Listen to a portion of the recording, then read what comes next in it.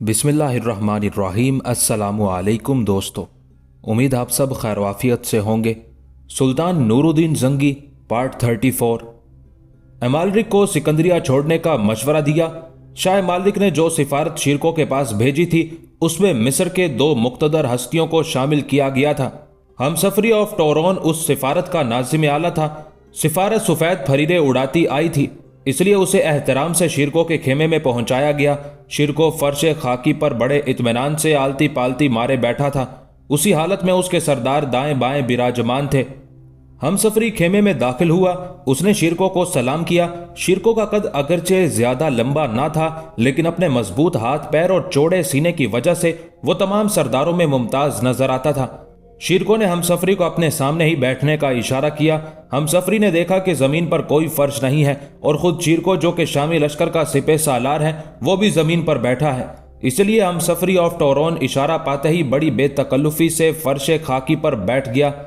बहुत खूब, शिरको ने मतानत से एतराफ किया। नसरानी सरदार ने फर्श खाकी पर बैठ के शामी सिपह सालार की इज्जत अफजाई की है। मैं खुश हुआ। सिफारत के रवैये से मालूम होता है कि वाकई मुसालहत के इरादे से आई है। हमसफरी ऑफ टोरोन शामियों के मिजाज से वाकिफ था। उसने फौरन कहा, सिपह सालार मुअज्जम, जब आप फर्श खाकी पर तशरीफ रखते हैं तो फिर यरूशलेम के एक मामूली सरदार की क्या हैसियत है कि वो जमीन पर बैठने से इनकार करे। मरने के बाद यूं भी सबको इसी मिट्टी में जाना है, इसलिए इससे गुरेज की कोई वजह नजर नहीं आती। सुभान अल्लाह, शिरको ने उसकी तारीफ की। मैं तुम्हारे ख्यालात से बहुत खुश हूं। अब बताओ, तुम्हारे बादशाह के मिजाज कैसे हैं? शाह इमालरिक बिल्कुल बाखैरियत हैं और उन्होंने आपकी मिजाज पुरसी का मुझे हुक्म दिया है। हमसफरी ने बड़े अदब से जवाब दिया। शाह इमालरिक हमसे क्या चाहते हैं? शिरको ने सीधा सा सवाल किया। हमसफरी ने भी सीधे सवाल का सीधा ही जवाब दिया। शाह कोई मजीद खून रेजी नहीं चाहते। उनकी ख्वाहिश है कि आप मिस्र की सरजमीन खाली कर दें। इसके लिए आप जो शर्त पेश करेंगे उस पर गौर किया जाएगा। बिला वजह की खून रेजी मैं भी पसंद नहीं करता, शिरको ने ठहरे हुए लहजे में कहा। मिस्र के इस खूबसूरत शहर काहिरा को मैं बर्बाद करना नहीं चाहता। इसमें मुसलमानों के एक अकीदे के मानने वालों के मोहतरम खलीफा का महल है, मसाजिद हैं, दरगाहें और मकातिब हैं। अगर आज मैं मंजनीकों को संगबारी का हुक्म दे दूं तो आइंदा 24 घंटे में शहर का हुलिया बिगड़ जाए। इसलिए मैंने अब तक एक हल्का सा मुहासरा किया है। मैंने शहरियों की जरूरत और खुर्दो नोश का सामान अंदर ले जाने की इजाजत दे रखी है।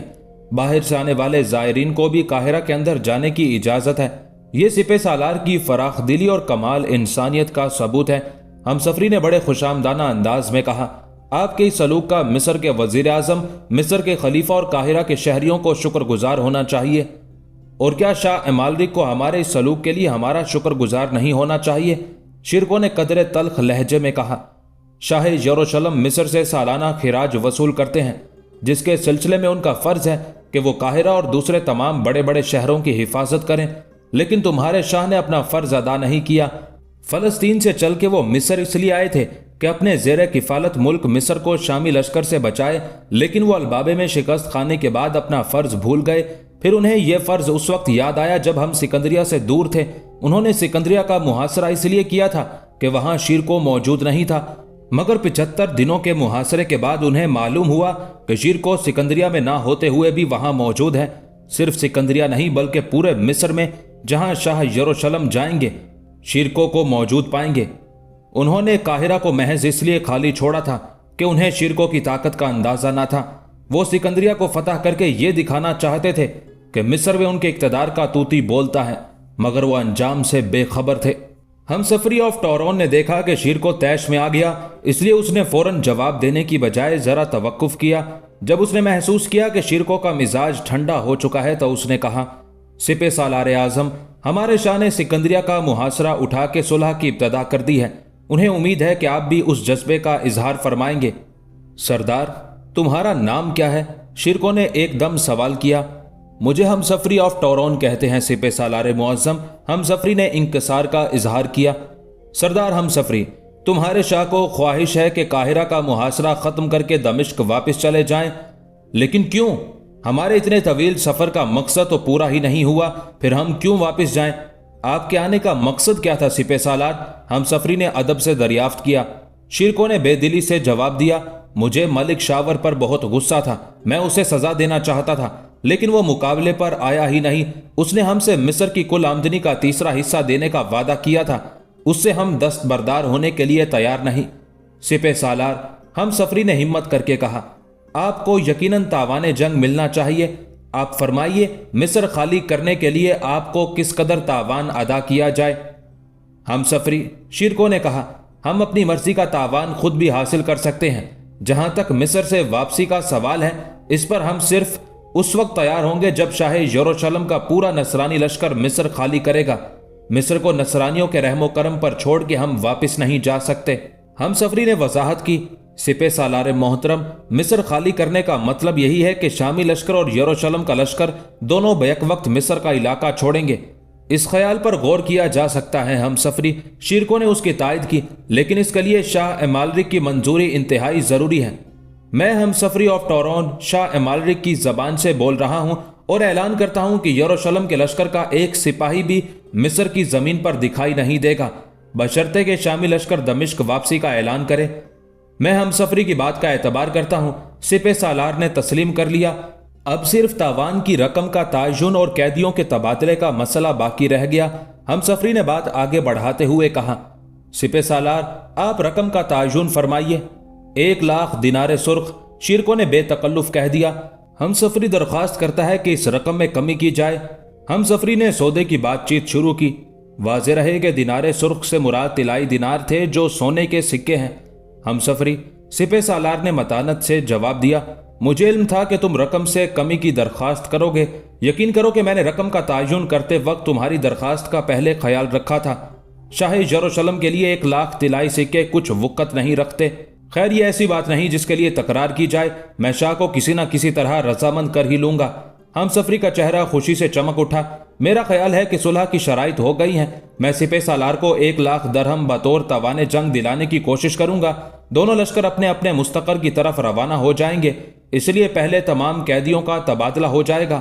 آپ مصر اور یروشلم کے لشکر کے تمام قیدیوں کو واپس کر دیں۔ یہی عمل شاہ یروشلم دہرائیں گے، بلکہ بیک وقت قیدی بھی رہا کیے جائیں گے۔ رہائی کے وقت قیدیوں کی تعداد سے کوئی بحث نہ ہوگی۔ جتنے قیدی آپ کے پاس ہیں آپ رہا کر دیں گے، اور جس تعداد میں شاہ کے پاس قیدی ہیں وہ فوراً رہا فرمائیں گے۔ اس کے بعد شاہ یروشلم کے لشکر واپس ہوں گے۔ آپ قاہرہ کا محاصرہ چھوڑ دیں گے اور اپنے بھتیجے صلاح الدین کو حکم دیں گے کہ وہ سکندریہ چھوڑ کے آپ کے پاس واپس آ جائیں گے۔ شیرکو کچھ فکر مند ہو گیا۔ اس نے کہا، ہم سفری، میرے خیال میں سکندریہ کا نام اس صلح نامے کے سلسلے میں کسی وقت نہیں آیا۔ محترم سپہ سالار، ہم سفری ادب سے بولا، میں نے قاہرہ کا ذمہ لیا ہے، اس لیے آپ اس کا محاصرہ کیے ہوئے ہیں، لیکن سکندریہ کا محاصرہ ہم نے ختم کر دیا ہے، اس لیے سکندریہ بھی مصر کے اور دوسرے شہروں کی مانند ہے، اس کی تخصیص نہیں کی جا سکتی۔ آپ ملک مصر کے ہر خطے بلکہ چپے چپے کو مصریوں کے ثوابدید پر چھوڑ دیں گے۔ شاید میں نے وضاحت کر دی، آپ اس لیے مطمئن ہو گئے ہوں گے۔ صلح کے اس معاہدے کی شرائط سے ظاہر ہوتا ہے کہ شاہ مالرک کی یہ خواہش تھی کہ شیرکو کو مصر سے ہر شرط پر بے دخل کر دیا جائے۔ عیسائی مورخوں نے شاہ مالرک کی طرف سے 1,00,000 دینار بطور تاوان شیرکو کو ادا کرنے کا ذکر اپنی تاریخ میں ایک سرے سے غائب کر دیا۔ دوسری طرف عرب مورخوں نے اس تاوان پر بہت بغلیں بجائی ہیں۔ ان کے خیال میں یہ شیرکو کی فتح اور شاہ مالرک کی شکست کے مترادف ہے، لیکن جو کچھ طے پایا اس سے یہ بات صاف ظاہر ہوتی ہے کہ دونوں فریق صلح پر آمادہ تھے۔ اگر شاہ مالرک البابیں کی غیر متوقع شکست سے دل برداشتہ ہو گیا تھا اور اب دوسری مرتبہ شیرکو کے مقابلے سے کترا رہا تھا، اس کا حل سوائے اس کے اور کچھ نہ تھا کہ فوراً صلح کر لی جائے تاکہ شیرکو واپس چلا جائے۔ شاہ مالرک کے مصر چھوڑنے کی شرط بالکل غلط تھی اور شیرکو نے یہ شرط بھی دل کو تسلی دینے کے لیے رکھی تھی۔ اسے سلطان دمشق نے ہزاروں میل دور صرف اس لیے تو نہیں بھیجا تھا کہ وہ اپنے لشکر کے سواروں کو سفر، آندھی، طوفان اور جنگ البابے میں ضائع کر کے 1,00,000 جرمانہ وصول کر کے واپس آ جائے۔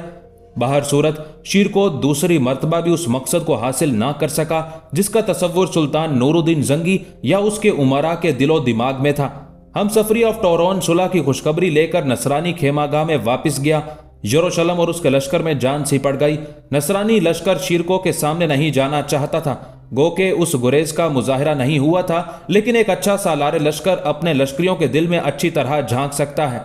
नसरानियों के लश्कर का सिपह सालार खुद शाह मालरिक था। उसने महसूस कर लिया था कि शिरकों से मुकाबला करना शिकस्त के मुतरादिफ है, इसलिए उसने हमसफरी को सुलह के मुआहदे का नाजिम बनाकर भेजा था और हमसफरी ने अपनी चर्ब जबानी या शिरकों के अपने लश्कर के हालात के तहत मुआहदा कर लिया था। शाह ने उन शराइत के तहत जब हमसफरी को दोबारा सिपह सालार शिरकों के पास भेजा तो हमसफरी के साथ सिर्फ चंद शामी कैदी थे और 1,00,000 दिनारे सुर्ख की थैलियां थी। सुलहनामे पर शाह मालरिक की तरफ से हमसफरी ऑफ टोरन ने दस्तखत किए और शामी लश्कर की तरफ से शिरकों ने दस्तखत जब्त किए। शिरकों ने फौरन कासिद भेजकर सलाहुद्दीन को बुलवाया। ताज्जुब की बात यह थी कि जिस वक्त सलाहुद्दीन सिकंदरिया से वापस होने लगा तो सिकंदरिया की आवाम उसकी रवानगी पर अश्कबार थी। उनमें वो लोग भी शामिल थे जो शुरू में सलाहुद्दीन को पसंद ना करते थे, मगर जब उन्हें मालूम हुआ कि सिकंदरिया का मुहासरा एक मुआहदे के जरिए खत्म किया गया है जिस पर शाह यरूशलेम के खास सरदार हमसफरी ऑफ टोरन ने दस्तखत किए हैं, तो सलाहुद्दीन के मती हो गए। सिकंदरिया में अफवाह गर्दिश कर रही थी कि नसरानी लश्कर ने मिस्र छोड़ देने का अहद किया है, लेकिन शामियों के वापस जाते ही नसरानी लश्कर वापस आकर काहिरा और सिकंदरिया पर कब्जा कर लेगा और शामियों को 1,00,000 की अदायगी की हुई रकम को असल माह सूद सिकंदरिया और काहिरा के ताजिरों से वसूल करेगा। बदअहद वजीर आजम मिस्र मलिक शावर को सुलह की उस बातचीत से बिल्कुल अलग रखा गया। जैसे मिस्र का मालिक मलिक शावर नहीं बल्कि शाह मालरिक था। शिरकों को उसकी सूरत से नफरत थी। उसने मलिक शावर का एक बार भी नाम नहीं लिया। शिरकों ने मुआहिदा किया, रकम वसूल की और मिस्र की सरजमीन से मां अपने लश्कर के निकल गया। उसने ये भी इसरार नहीं किया कि पहले यरूशलेम का लश्कर मिस्र छोड़े फिर वो वापस जाएगा। उसके ख्याल में ये इसरार एक बचगाना जिद थी। मिस्र और यरूशलेम की सरहदें मिली हुई थी। बहरे रोम में उनका बेड़ा गर्दिश कर रहा था। अगर शीर को इसरार करके नसरानियों को पहले मिस्र छोड़ने पर आमादा करता तो भी शाह को कोई फिक्र ना थी। वो अपना लश्कर बिलबेस ले जाता, फिर शिरकों के दमिश्क वापस होते ही वो मिस्र वापस आ जाता। शिरको दमिश्क वापस जाने की तैयारी कर रहा था कि शाह यरूशलेम ने मलिक शावर को बुलाकर उसे डांट पिलाई। बुजदिल मिस्र के बुजदिल वजीर आजम शाह मालरिक ने उसे आड़े हाथों लिया। तुम इस काबिल नहीं कि इस मुअज़्ज़ज़ ओहदे पर बरकरार रखे जाओ। तुमने शिरकों से बदअहदी करके हमारी आंखें खोल दी हैं। तुम्हारी बुजदिली और बदअहदी की वजह से मिस्र पर जोर पड़ा। हम तुम्हारी जगह किसी और काबिल एतमाद आदमी को वजीर आजम बनाना चाहते हैं। इसके लिए तुम्हें खिलाफत माप से इजाजत हासिल करनी होगी। वजीर आजम की जान ही निकल गई। ऊपर का दम ऊपर और नीचे का नीचे। उसकी आंखों में आंसू आ गए। घिघिया कर बोला, शाह आली मकाम, आपने अब तक मेरी सरपरस्ती फरमाई है, तो अब मेरे सर से दस्ते शफकत क्यों खींच रहे हो? मैंने आपसे भी सरताबी नहीं की। मैं जानता हूं कि मुझ में बहुत से ऐब हैं, लेकिन उस्ताद या बाप नालायक औलाद को छोड़ा नहीं करता बल्कि उसकी इस्लाह करता है। आप मेरे उस्ताद भी हैं और बाप भी हैं। अपने साए से मुझे अलग ना कीजिए। मुझे सजा देना है तो जरूर दीजिए, लेकिन अपनी शफकत से महरूम ना कीजिए। शाह मालरिक ने यूं सर झुकाया जैसे वो किसी गहरी फिक्र में हो। हालांकि मलिक शावर को मरूब करने के लिए वो ड्रामा कर रहा था। बदअहद वजीर आजम मिस्र उसके आगे सर झुकाए खड़ा था। वजीर आजम मलिक शावर, हमने एक फैसला किया है। शाह मालरिक ने यूं कहा जैसे मेरे मुंह में खाक उस पर वही नाजिल हुई हो। इरशाद शाह मुअज़्ज़म, मैं गोश बर आवाज हूं।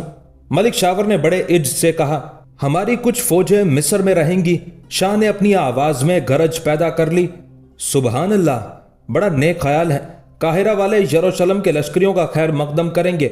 शहर में सुकून पैदा हो जाएगा और किसी को वजीर आजम मिस्र के खिलाफ जबान खोलने की जुर्रत ना होगी। मलिक शावर ने नसरानियों को काहिरा पर कब्जा दिया। शाह यरूशलेम का दूसरा इरशाद हुआ, शहर पनाह के तमाम दरवाजे पर हमारे फौजियों का पहरा होगा ताकि सुल्तान दमिश्क का लश्कर शहर में दाखिल ना हो सके। ये तो और भी अच्छी बात है। बेगैरत मलिक शावर ने जवाब दिया, आपके फौजियों के पहरे से काहिरा में किसी दूर विदेशी मुल्क का लश्कर दाखिल ही ना हो सकेगा। आप हमारे मुल्क के किस कदर हमदर्द हैं शाह मुअज़्ज़म। हमने ये भी फैसला किया है कि शहर काहिरा में हमारा एक मुशीर रहेगा जिसके मातहत शहर और शहर पनाह के दरवाजों की फौज होगी। ये मुशीर वजीर आजम मिस्र और अगर जरूरत पेश आई तो खिलाफत के अहम कामों में मशवरा देगा। मलिक शावर को सिर्फ अपनी वजारत बचाने की फिक्र थी। उसने इस बात की भी तायद कर दी, बिल्कुल ठीक शाह मुअज़्ज़म, मुझे हर कदम पर मशवरे की जरूरत पड़ती है। मुशीर शहर में होगा तो मुझे यरूशलेम को सिफारत नहीं भेजना पड़ेगी। आखिरी बात यह है, शाह ने रुक कर मलिक शावर को देखा। मलिक शावर आखिरी बात होने से पहले ही उसकी तायद करने वाला था कि एकदम से संभल गया। शाह मोहतरम, आखिरी बात क्या कहना चाहते हैं? शाह ने पूरे जलाल से कहा, हमारे मुआहदे की आखिरी शर्त है कि मिस्र अब तक सिर्फ 50,000 दिनार सालाना खिराज देता था, लेकिन अब उसे 1 लाख दिनार सालाना अदा करना होंगे। वजीर आजम मिस्र इस शर्त को रद्द कर ही नहीं सकता था, क्योंकि शाह मोहतरम ने शामी सालार को 1 लाख दिनारे सुर्ख बतौर तावान अदा किए हैं, इसलिए उन्हें 1 लाख दिनार सालाना बतौर खिराज वसूल करने का हक हासिल है। लेकिन यह मुआहिदा कौन सा था जिसका जिक्र आपने फरमाया? ये उस मुआहिदे की शराइत है जो शामी लश्कर के वापस जाने के बाद सल्तनत मिस्र से किया जाएगा। शाह यरूशलेम ने वजीर आजम मिस्र की बजाय सल्तनत मिस्र कहकर मलिक शावर के होश उड़ा दिए, लेकिन मलिक शावर ने तजाहुल आरिफाना से काम लिया। शाह मुख्तार हैं, ख्वाह आज मुआहिदा कीजिए या शिरकों के जाने पर कीजिए, मैं दस्तखत करने पर हर वक्त तैयार हूं। मलिक शावर, कान खोल कर सुनो। शाह मुअज्जम का लहजा इंतहाई सख्त और तहकीर आमेज था। यह मुआहिदा यरूशलेम और वजीर आजम मिस्र के दरमियान नहीं होगा, बल्कि इस पर शाह मालरिक और खलीफा सल्तनत मिस्र के दस्तखत होंगे। मगर मलिक शावर कुछ कहने वाला था कि शाह ने उसकी बात काट दी। तुम चुप रहो, जो हमने कहा वही होगा। यह कहकर शाह ने मलिक शावर की तरफ से मुंह फेर लिया, जिसका मतलब था कि वो उस सिलसिले में मजीद गुफ्तगू नहीं करना चाहता। वजीर आजम मुंह लटकाए वापस हो गया। शिरको ने मिस्र छोड़ दिया। उसकी वापसी के वक्त बिलबेस में शाह यरूशलेम से एक तवील मुलाकात हुई, जिसमें शाह की सिफारिश पर मलिक शावर को शरीक होने की इजाजत मिली। मुलाकात अगरचे देर तक जारी रही, लेकिन मलिक शावर को बोलने का मौका नहीं दिया गया। एक बार उसने बोलने की कोशिश की थी कि शिरको ने उसे हाथ के इशारे से रोक दिया और शाह यरूशलेम से कहा, ऐ शाह, मिस्र के तोते मलिक शावर का खास ख्याल रखिएगा। ये बोलता खूब है, मगर इसकी आंखें हमेशा माथे पर होती हैं। यह शख्स बदअहदी का नमूना और मुल्क व कौम से गद्दारी का पैकर है। अगर आप इससे होशियार रहेंगे तो बहुतों का भला होगा, वरना ये मारे आस्तीन किसी न किसी को जरूर डस लेगा। उसके आगे मलिक शावर क्या बोल सकता था? उस पर घड़ों पानी पड़ गया, मगर बेगैरत था, इसलिए तमाम वक्त दूसरे लोगों से हंस हंस कर बातें करता रहा। इधर तो शामी लश्कर मिस्र से रुखसत हो रहा था और दूसरी तरफ आमिर गरबी सईद पहुंचा हुआ था। उसने गुज़िश्ता शब सलाहुद्दीन से साफ कह दिया था कि वो अपनी जाने तमन्ना से आखिरी मुलाकात करना चाहता है, और सलाहुद्दीन ने हंस के उसे इजाजत दी थी। आमिर, मैं कोशिश करता हूं कि मेरी तरफ से किसी के दिल को ठेस ना पहुंचे। फिर ये तो दिल का मामला है, और एक पाकबाज इंसान का दिल तो काबा होता है, उसे तोड़ने की जुर्रत कौन कर सकता है? और आमिर ने जवाब दिया था, मेरे सालार आका, मैं अगर आपके लश्कर की वापसी की तकरीब में शरीक ना हो सका तो आप माफ कर दीजिएगा। आमिर, तुम्हें मेरी तरफ से इजाजत है।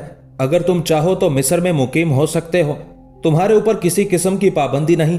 आमिर रात को ही सईद पहुंच गया था, लेकिन वो उस आखिरी मौके पर मलिक शावर से कोई झगड़ा नहीं चाहता था। उसे यकीन था कि मलिक शावर काहिरा में है और काहिरा में ही रहेगा, लेकिन वो दूसरे दिन सुबह तक पोशीदा रहा, क्योंकि शामी लश्कर की वापसी का यही वक्त मुकर्रर हुआ था। आमिर ये सोचते हुए मलिक शावर की हवेली की तरफ चला कि मलिक शावर उस वक्त काहिरा में शामी फौजों को रुखसत कर रहा होगा और उसके सईद आने का कतई कोई इम्कान नहीं है। आमिर का अंदाजा सही था। मलिक शावर उस वक्त बिलबेस के मैदान में शिरकों की फौजों की वापसी का मंजर देख रहा था। मुसर्रत की उंगलियां उसे गुदगुदा रही थी। शामी फौजों के नजरों से ओझल होते ही वो मिस्र का वजीर आजम का ओहदा तीसरी बार जरूर हासिल कर लेगा। रहा शाह यरूशलेम के उस मुआहिदे का मामला जिसका शाह ने अपनी गुफ्तगू में जिक्र किया था, उस तरफ से वो बिल्कुल मुतमईन था। अव्वल तो वो मुआहिदे को टालने की कोशिश करेगा, तदबीर उसके हाथ में है। वो कह सकता था कि खिलाफत माब की तबीयत नासाज है, इसलिए मुआहिदे की तस्दीक नहीं हो सकती, और अगर शाह जिद पकड़ेगा तो वो काहिरा के अंदर और दरवाजों पर मुकर्रर की जाने वाली नसरानी फौज को ऐसा गायब करेगा कि शाह यरूशलेम दंग रह जाएगा। आमिर गरबी ने मलिक शावर की हवेली पर पहुंच के घोड़ा रोका और दरवाजे पर पहरेदारों के अलावा अंदर बरामदे में गुलामों ने भी उसे देखा। पहरेदार आमिर को पहचानते थे। उन्होंने एक दो बातें करके उसके लिए दरवाजा खोल दिया, लेकिन बरामदे के गुलाम आमिर को नहीं पहचानते थे। उनमें से एक ने भागकर जनान खाने की कनीज को इत्तला दी कि एक लश्करी सदर दरवाजे पर आया है और पहरेदारों से दरवाजा खोलने के लिए तकरार कर रहा है। हवेली में सिवाय औरतों या बच्चों के कोई मर्द ना था। मलिक शावर की बीवी को तो पंखे लग गए। वो घबरा के बाहर की तरफ भागी। जरताज और बच्चियां बाजमात दुआएं मांगने लगी। जरा देर बाद बच्चों की मां आमिर का हाथ पकड़े हंसती हुई अंदर आई। बच्चियां खुश हो गईं। जरताज ने जल्दी से सर पर आंचल खींच लिया, लेकिन दिल था कि मुसर्रत से पहलू से निकला जा रहा था। बच्चियों की मां कहती हुई आ रही थी, लो भाई, जरताज की मुराद पूरी हुई। ये कल से दुआएं मांग रही थी कि काश आमिर वापसी से पहले एक बार फिर मिलने आ जाए। जरताज शर्मा के कमरे में घुस गई। बच्चियों ने आमिर मामू को घेर लिया। बच्चियों की मां ने दरियाफ्त किया, आज तो लश्कर की रवानगी का ऐलान हुआ था, क्या रवानगी मुलतवी हो गई? नहीं बाजी, लश्कर की रवानगी तो इस वक्त तक शुरू हो चुकी होगी। आमिर ने हंसते हुए कहा, मैं शामी लश्कर छोड़ के तुम्हारे पास आया हूं, क्या हमेशा के लिए? बहन ने बड़े प्यार और उम्मीदों से पूछा। नहीं बाजी, आमिर ने मुस्कुराते हुए इनकार किया, मैं अपने सालार सलाहुद्दीन से इजाजत लेकर तुम्हारे पास आया हूं। बाजी का चेहरा उतर गया। सिर्फ जरा सी देर को आए हो, अभी आए हो और अभी चले जाओगे? बहन की बातों में बड़ा दुख था। मैं वापस जाऊंगा, मगर उस वक्त जब तुम इजाजत दोगी। आमिर ने बात बहन पर डाल दी। नहीं नहीं आमिर, मैं तुम्हें रोकूंगी नहीं। बहन खौफजदा हो गई। मैं नहीं चाहती कि तुम्हारा और उनका आमना सामना हो। आमिर ने उसे तसल्ली दी, बाजी घबराओ नहीं, भाईजान इस वक्त शामी लश्कर को रुखसत कर रहे हैं, उनके फौरी तौर पर सईद आने का भी कोई इम्कान नहीं। मैंने इस वक्त का इंतखाब इसी वजह से किया था कि मेरा और भाईजान का सामना ना हो। अच्छा, अब मुझे इजाजत दो, मैं शामी लश्कर के पहली मंजिल पर पहुंचने से पहले उसमें शामिल हो जाऊंगा। ऐसी जल्दी क्या है? जरताज से भी तो दो बातें कर लो। बहन मुस्कुरा के एक तरफ चली गई और आमिर उस कमरे की तरफ चला जिसमें उसने जरताज को जाते देखा था। मैं फिर जा रहा हूं जरताज, आमिर की आवाज भर्रा गई। तुम आते ही जाने के लिए हो? जरताज की आवाज भी रुंधी हुई थी। मैं फिर भी तुम्हारी शुक्रगुजार हूं कि तुमने चलते वक्त मुझे याद रखा। जरताज, ऐसे ही यादों के सहारे तो मैं जिंदगी गुजार रहा हूं। आमिर का लहजा दर्दंगेज था। मुझे मालूम था कि मैं तुम्हें नहीं पा सकता, फिर भी तुम्हें देखने के लिए दिल बेचैन हो जाता है। काश हम एक हो सकते। जरताज तड़प उठी। आमिर, तुम मर्द हो, इतनी जल्दी हौसला हार गए? हौसले की बात नहीं है जरताज, आमिर ने सिसकी सी भरी, लेकिन जब आस और उम्मीद ही टूट जाए तो फिर इंसान क्या करे? ऐसा मत कहो आमिर, जरताज आज कुछ जज्बाती हो रही थी। उम्मीद ही तो दुनियाए रंगो बू की बुनियाद है। जिंदगी उम्मीद ही का हाथ पकड़ कर चलती है। उसी वक्त आमिर की बहन हंसती हुई एकदम अंदर आ गई। दोनों भौंचक्के रह गए। मेरे साथ चलो तुम दोनों, बहन ने हुक्म दिया। कहाँ? दोनों की जबान से एक साथ निकला, चुपचाप मेरे पीछे आओ। बहन ने दूसरा हुक्म जारी किया और पलटकर कमरे से निकलने लगी। आमिर और जरताज सहरजदा से उनके पीछे चलने लगे। बाजी सहन पार करके मर्दाना मेहमान खाने में पहुंच गई थी। उनके पीछे ही आमिर और जरताज मेहमान खाने में आ गए। वहां एक उम्र रसीदा बुजुर्ग बैठे थे। उन्होंने नजरें उठाकर देखा, फिर नीचे कर ली। आप इस लड़की से सवाल कीजिए, बहन ने उन बुजुर्ग से कहा। खातून, सवालात आप करती रहें, मैं इनके जवाबात जहन में रखता रहूंगा। बुजुर्ग ने बगैर सर उठाए जवाब दिया। क्यों लड़की, तुम्हें इस लड़के से मोहब्बत है? बहन ने जरताज से डपट कर पूछा। जरताज घबरा गई, शर्मा गई, वो कुछ जवाब ना दे सकी। बोलो बोलो जरताज, बोलो, ये तुम्हारी मौत जिंदगी का सवाल है। बहन ने जरताज के सर पर हाथ रख दिया। बाजी, आप क्यों पूछ रही हैं? जरताज ने बहुत जबर करके जवाब दिया। ये फिर बताऊंगी, पहले तुम जवाब दो, तुम्हें आमिर से मोहब्बत है? बहन ने सवाल दोहराया। हाँ है। जरताज शर्म से कटी जा रही थी। फिर बहन ने आमिर से सवाल किया। लड़के, तुम्हें जरताज से मोहब्बत है और हमेशा रहेगी। आमिर ने बगैर कुछ सोचे समझे एतराफ कर लिया। तुम आमिर से शादी करना चाहती हो? यह सवाल जरताज से किया गया। जरताज ने कंखियों से आमिर को देखा। बहन ने भाई से पूछा, तुम जरताज से शादी करना चाहते हो? बिल्कुल शादी करना चाहता हूं, अभी और इसी वक्त शादी के लिए तैयार हूं, आमिर ने बड़ी बेबाकी से जवाब दिया। काजी साहब, निकाह शुरू कीजिए। आमिर गरबी वल्द मोहम्मद सालेह और जरताज बेगम बिनते दिलावर हुसैन, बहन ने उन बुजुर्ग से कहा जो दरअसल काजी मोहतरम थे। काजी साहब ने अपनी पुश्त की तरफ घूम के आवाज दी। क्या गवाहान ने लड़की और लड़के का इजाबो कबूल सुन लिया है? जी हां, बाहोशो हवास सुन लिया है। काजी की पुश्त पर जो छोटा सा कमरा था उससे आवाज आई, निकाह पढ़ने की इजाजत है। काजी ने फिर आवाज लगाई, बिस्मिल्लाह कीजिए। दूसरे कमरे से आवाज आई। काजी ने एक झुरझुरी लेकर आमिर गरबी वल्द मोहम्मद सालेह और जरताज बेगम बिनते दिलावर हुसैन का निकाह पढ़ना शुरू कर दिया। जरताज और आमिर अगरचे दिल में खुश थे, लेकिन दोनों ही उस गलत फहमी में थे कि वो कोई खूबसूरत ख्वाब देख रहे हैं। इसलिए उन्होंने किसी से भी ये ना पूछा कि ये सब कुछ क्या हो रहा है और किसके इशारे पर हो रहा है। نکاح کے بعد قاضی نے دعا کے لیے ہاتھ اٹھائے۔ برابر کے کمرے سے گواہان بھی وارد ہو کر قاضی صاحب کی دعا میں شامل ہو گئے۔ عامر نے سب کو دعا مانگتے دیکھا تو جلدی سے خود بھی دعا کے لیے ہاتھ بلند کر دیے۔ زرتاج نے گھور کے عامر کو دیکھا۔ عامر کی سمجھ میں آیا کہ شاید زرتاج اسے دعا مانگنے کی اجازت چاہتی ہے۔ عامر نے آنکھوں کے اشارے سے اپنے ہاتھوں کو دیکھتے ہوئے ہاتھ تھوڑے اور بلند کر دیے، پھر زرتاج کو دیکھ کر مسکرایا۔ زرتاج نے شوہر کے اشارے کی زبان سمجھ لی تھی۔ اس نے جلدی سے ہاتھ اٹھا دیے اور دعا مانگنے والوں میں شامل ہو گئی۔ دعا ختم ہوئی تو بیگم ملک شاور نے کنیز کو اشارہ کیا۔ وہ دوڑ کے ایک خوان لے آئی۔ بیگم نے خوان پوش ہٹایا۔ خوان میں چھہارے بھرے تھے۔ مختصر سے حاضرین میں یہ چھہارے تقسیم کیے گئے۔ پھر بیگم نے قاضی صاحب کو 5 دینار اور گواہان کو 2 دینار عطا کر کے ان کا شکریہ ادا کیا۔ ان کے جانے کے بعد زرتاج اور عامر کو ہوش آیا۔ باجی یہ سب کیا ہوا؟ زرتاج نے پوچھا۔ نکاح ہوا اور کیا ہوا؟ بیگم نے جواب دیا۔ کس کا نکاح ہوا؟ کس سے ہوا؟ زرتاج بوکھلا کے بیگم کو دیکھنے لگی۔ نکاح ہوا زرتاج بیگم بنت دلاور حسین کا عامر غربی ولد محمد صالح کے ساتھ بائیوز مبلغ 500 دینار سرخ۔ بیگم ملک شاور بتا رہی تھی اور مسرت سے ان کی باتیں کھلی جا رہی تھی۔ باجی اس طرح کہیں نکاح پڑھایا جاتا ہے؟ زرتاج نے منہ بنا کر اعتراض کیا۔ پھر کس طرح پڑھایا جاتا ہے؟ بیگم نے دریافت کیا۔ نہ کوئی مایوں بیٹھا نہ مہندی، یہ کیسی چٹ منگنی اور پٹ بیاہ ہے۔ زرتاج منہ بنا رہی تھی لیکن دل میں لڈو پھوٹ رہے تھے۔ ایسے وقت میں ایسا ہی ہوتا ہے میری بہو، بیگم نے ہنس کے کہا۔ اب تم زیادہ باتیں نہ بناؤ، دلہن بحث نہیں کیا کرتی، چلو سسرال جانے کی تیاری کرو۔ سسرال؟ سسرال کہاں ہے؟ زرتاج بوکھلا رہی تھی۔ عامر غربی ان سے کچھ دور بیٹھا اس خوبصورت حادثے پر خوش ہو رہا تھا۔ اس کی بہن زرتاج کو کمرے میں لے گئی۔ عامر بڑی دلچسپی سے اپنی بہن اور زرتاج کو دیکھ رہا تھا۔ چند ہی لمحوں بعد اس کی بہن ایک نوجوان کے ساتھ واپس آئی۔ عامر نے حیران نظروں سے انہیں دیکھا۔ یہ لڑکا کون ہے باجی؟ عامر نے حیرانی سے دیکھا۔ بہن نے ہنس کے جواب دیا، اس لڑکے کا آج اور ابھی نکاح ہوا ہے۔ کس سے نکاح ہوا ہے اس کا؟ عامر اور زیادہ حیران ہوا۔ اس کا نکاح عامر غربی ولد صالح سے ہوا ہے۔ اور اس کی بہن نے لڑکے کا چہرہ اپنے دونوں ہاتھوں میں لے کر چوم لیا۔ اچھا تو یہ، اور عامر ہنسنے لگا، تو یہ کون ہے؟ بہن نے چھیڑا۔ یہ ہے زرتاج بنت دلاور حسین۔ عامر کے پاس گھوڑا موجود تھا۔ زرتاج جو ایک نوجوان کے روپ میں لائی گئی تھی، اس کے لیے عامر کی بہن نے گھوڑے کا انتظام کر دیا تھا۔ عامر کی دونوں بھانجیاں مسکرا کے ماموں اور ممانی کو دیکھ رہی تھی۔ پھر زرتاج کی بہن نے بھررائی ہوئی آواز میں کہا، عامر دلہن کو اپنے ساتھ لے جاؤ، میں نے اپنا فرض ادا کر دیا، اب تم اپنا فرض ادا کرو۔ مصر میں تم دونوں کا رہنا مناسب نہیں، اس لیے جلد سے جلد اس کی حدود سے نکل جاؤ۔ زرتاج اور عامر بہن سے آخری بار ملے، پھر دونوں بچیوں کو گلے لگایا۔ عامر نے زرتاج کو سہارا دے کر گھوڑے پر سوار کیا، پھر بچشم نم خود بھی سوار ہوا۔